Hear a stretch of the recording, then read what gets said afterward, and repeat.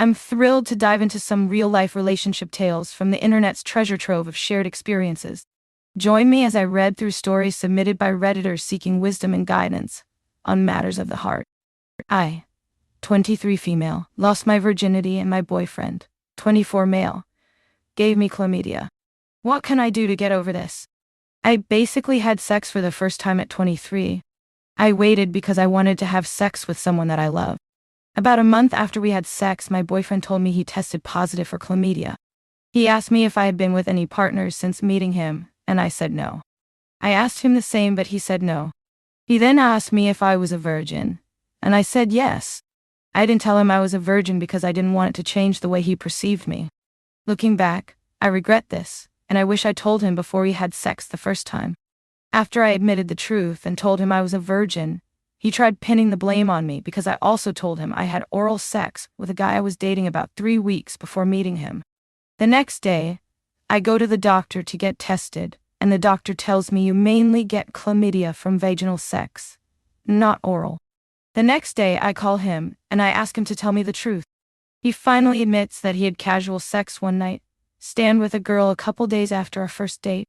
I'm a bit traumatized from the whole thing, mainly because he had lied to me over and over again about hooking up with anyone while we were seeing each other before we became official, and because I got chlamydia after the first time I had sex at 23. I'm also deeply upset that he was immature enough to not admit he hooked up with anyone and tried to blame it on me. I'm trying so hard to get over it, as I know that we weren't official and we had just met at the time that he did it. I need advice on whether to stay in the relationship or move on. He treats me perfectly other than what had happened. He really takes care of me and loves me and makes me feel like the most beautiful girl every day. But I just can't get over this one thing that had happened in our relationship. It bothers me every day. Now let's check out some of the comments on this post. ID move on based on how he handled the relationship. He knew you were a virgin and was an asshole for trying to pin the blame on you. I wouldn't be able to trust this person ever again. I'm sorry that happened to you, but the good news is that this is very curable. That, and now moving forward, you should make it a hard requirement that your future partners be tested and show you proof before sleeping with them. Absolutely. Sexual health records should be a must going forward. Anyone not keen on doing that for you, don't do them. Simple. And simple adult respect and honesty. In this case, OP. He didn't tell you he had that partner. He should have, and he should have tested after that partner. And he knows that. He actively chose not to tell you, BC. He thought you wouldn't have sex with him if you knew. That's taking away your agency. You should not date or have sex, again, with someone who does that. If possible, try not to see this in terms of having waited so long to have sex and had the terrible experience the first time. No matter how long you wait or when you have sex. For the first time, oftentimes the result is not a great experience. Decide how you want to be going forward and are perfectly willing to get back up on the horse. Forgive all my animal metaphors. You often have to kiss a lot of frogs to find a guy who is best friends with the prince, and maybe the prince. Many people get into a rut of thinking that you kiss only the minimum amount of frogs as possible, till you get to the perfect person. They actively avoid being comfortable dating mammy people. We learn best by repetition and multiple repetitions in a shortish amount of time. I just spent 4.5 years kissing all the frogs, having all the disappointment and confusion and all the feelings. It made me ready to be able to better discern the right person. I know this is uncomfortable, and you would rather have had it any other way. You're exactly where you're supposed to be. Please break up with him. You had sex with someone you trusted for the first time, and he took advantage of that and lied to you about how he got a CDD. But not only that, he lied over and over and gaslit you, saying it was your fault.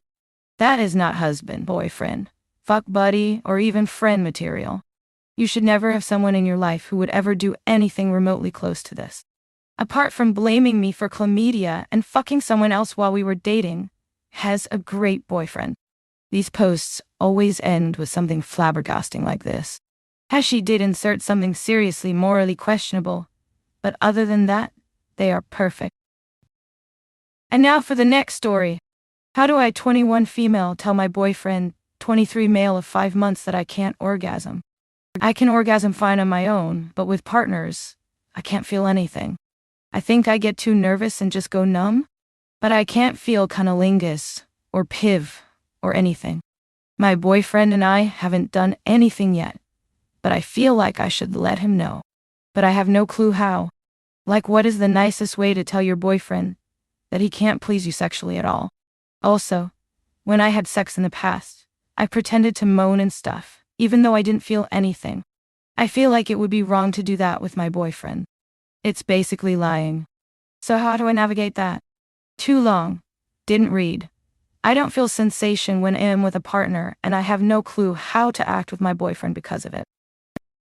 Now let's check out some of the comments on this post. You don't know that you can't orgasm with a partner.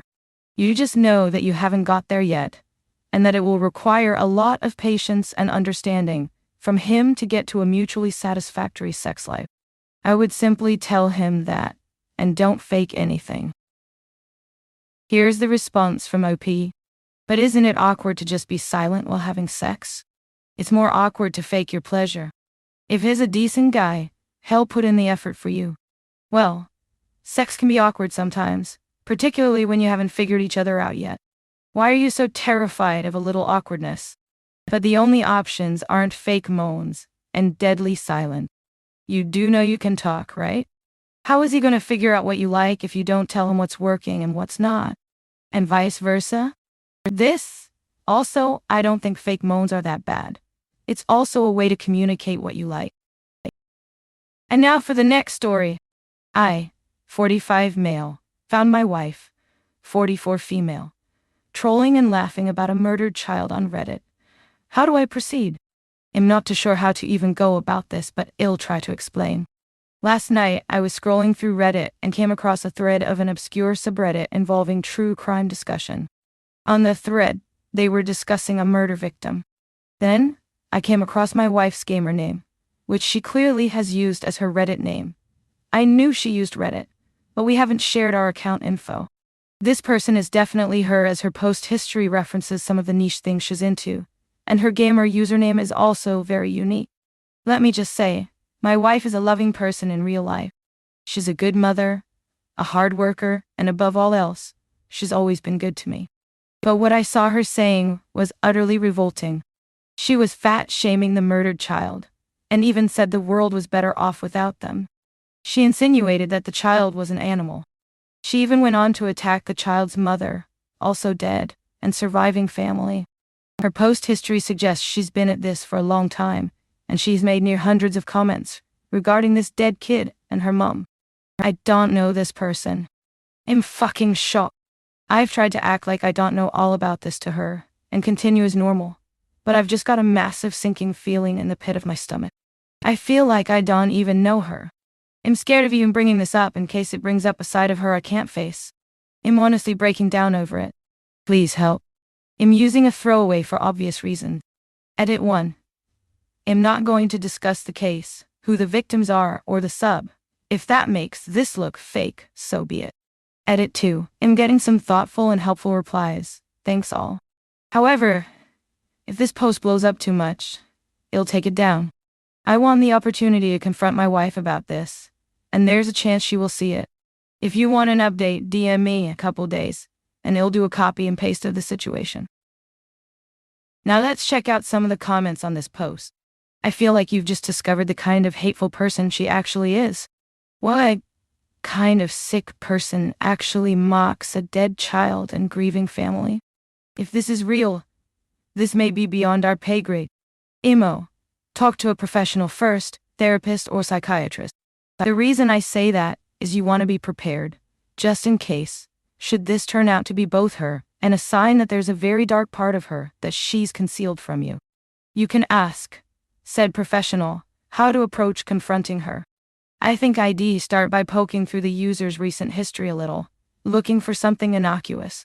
You could then show her that, point out the name, and gauge her reaction. If she says it's her, you then point out the other stuff and go from there. You could simply point out what you saw, of course, and not dig. But she'd likely deny regardless, if she thinks that you'd object to the trolling. Or, you could sit down and ask about how she uses Reddit, what she talks about, etc. See if she'll open up and be honest. Some people do really get their kicks trolling, even if it's what seems like the farthest thing from who they are. They either view people online as less than real, or they crave the anonymity to unleash themselves without consequence. I don't know if it speaks to a serious psychiatric issue or not, hence the recommendation to consult a professional first. This can't be real. It reeks of rage bait. Seriously, I doubt a grown woman would use her easily recognized gaming tag to post unhinged comments on Reddit. It takes 2 seconds to make a throwaway account. Also, most of their true crime communities have active mods, and hundreds of comments, fat-shaming a kid would be deleted, and/or she would get banned. I think it could be real. I used to be really into true crime in the mid-2010s. Some of the communities on here are insane. One that I can think of off the top of my head revolved around the Watts family murders. Basically, the dad, Chris, was having an affair, and instead of just ending his marriage, he murdered his pregnant wife and 2 toddler-aged daughters. Chris Watts is conventionally attractive, so he developed a fandom of women who tripped over themselves with major pick-me energy to make his wife out as a horrible, abusive fat harpy who pushed Chris to defend himself by murdering the whole family, I guess. I've seen shit like this pop up around other cases too. The main true crime subs are good at shutting it down, but the crazies create their own subs that get progressively crazier and crazier. And now for the next story. My 34 male wife, 33 female, sat on the lap of another man, 40 male. My wife, of over 6 years, been together longer just not married, sat on the lap of another man this past Sunday during a Super Bowl party we threw at our house. This man that I mention is actually a good friend of ours, has no stranger. We have all known each other for many years due to him being the boyfriend of one of my wife's best friends, who was also present at the party.